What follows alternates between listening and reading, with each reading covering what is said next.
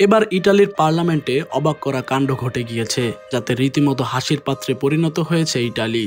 সম্প্রতি ইটালির পার্লামেন্টে সংসদ সদস্য ও আইন প্রণেতাদের মধ্যে তুমুল মারামারি হয়, যাতে একে অপরকে ঘুষি মারতে দেখা যায়।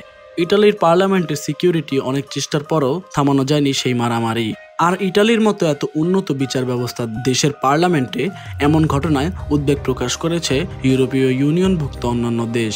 তবে সোশ্যাল মিডিয়াতে মিমসে পরিণত হয়েছে এই ঘটনা।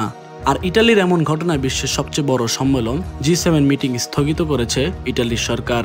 জানা যায় এমন পার্লামেন্টে বিল পাশের বাকবিতণ্ডতায় এমন আক্রমণাত্মক পরিবেশ তৈরি হয়েছিল, যা ছিল স্থানীয় স্বায়ত্ত শাসনের ব্যাপারে।